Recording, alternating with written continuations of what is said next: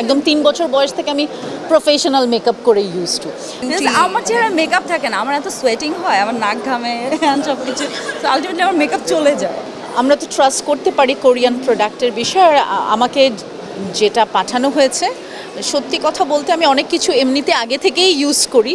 যেরকম আমি বললাম যে স্নেইলের একটা প্রোডাক্ট, সেটা আমি রেগুলার ইউজ করি অলরেডি। সো আমার তো ভালোই লাগে কোরিয়ান প্রোডাক্ট। সবাই অবশ্যই নিতে পারে, কেন নিতে পারবে না? ট্রাই করে তারপর সবার এক একজনের স্কিন টাইপ এক এক রকম। আমার যেটা ভালো লাগছে সেটা আরেকজনের স্কিনে নাও ভালো লাগতে পারে। সো অবশ্যই আমি বলবো সবাইকে ট্রাই করতে, ওয়াই নট।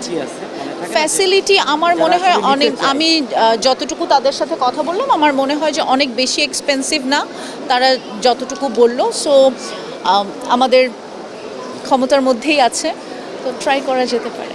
প্রসাধনীর সাথে তো আমাদের প্রফেশন খুবই কানেক্টেড। আর যেহেতু আমাদের মেকআপ নিতে হয়, আর আমার মেকআপ নিতে হয় অনেক ছোটোবেলা থেকে, কারণ আমি ডান্সার। সো আমার মেকআপ একদম 3 বছর বয়স থেকে আমি প্রফেশনাল মেকআপ করে use to.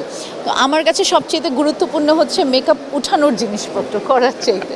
So this is very important. তো ওইটা আমার কাছে অনেক গুরুত্বপূর্ণ, যে মেকআপ করার পর মেকআপ তোলার যে জিনিসপত্র সেগুলো অনেক বেশি গুরুত্বপূর্ণ। আমি এটা অনেক ইন্টারভিউতে অলরেডি বলেছি যে আমি স্কিন কেয়ারের ব্যাপারটা আগে অনেকটা এরকম সচেতন ছিলাম না। এখন যতটা রিলিজিয়াসলি আমি স্কিন কেয়ারটাকে আসলে মেনটেন করার চেষ্টা করি। আর এখানে কে স্কিন বিডি হচ্ছে অ্যাকচুয়ালি স্কিন কেয়ার প্রোডাক্ট ওরা সবাইকে হচ্ছে প্রোভাইড করছে, এবং আমাকেও কিছু স্কিন কেয়ার প্রোডাক্ট পাঠিয়েছিল শান্তা আপু, অ্যান্ড থ্যাঙ্কস টু ইউ আপু আমাকে কে স্কিনের সাথে সম্পৃক্ত করবার জন্যে। অলসো আমি অলরেডি এদের মধ্যে কিছু স্কিন প্রোডাক্ট ইউজ করেছি। আর হচ্ছে নতুন একটা প্রোডাক্ট আমি আর আমরা দুজন ছিলাম যে ওদের একটা টোনার আছে যেটা আমাদেরকে পাঠিয়েছে আপু, ইজ ফ্যান্টাস্টিক, ওয়ান্ডারফুল। অ্যান্ড আমি আসলে স্কিন কেয়ারের প্রতি বেশি মনোযোগী রাদার দেন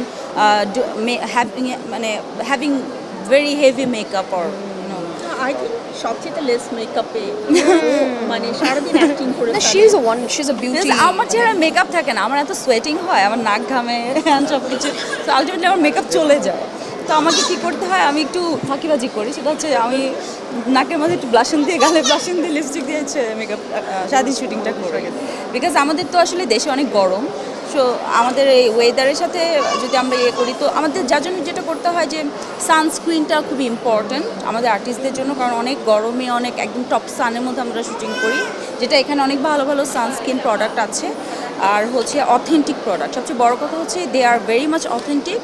অ্যান্ড আমি এটা বলতে পারি যে সবাই মানে দর্শকরা যারা দেখবে তাদের উদ্দেশ্যে বলবো যে একদম আস্থার জায়গাটা তারা পাবে, রিলায়েবিলিটি আছে, অলসো অ্যাফোর্ডেবল। হ্যাঁ, স্কিন যদি হেলদি থাকে, আপনি যদি মেকআপ করেন অথবা না করেন, দ্যাট ডাজন্ট ম্যাটার।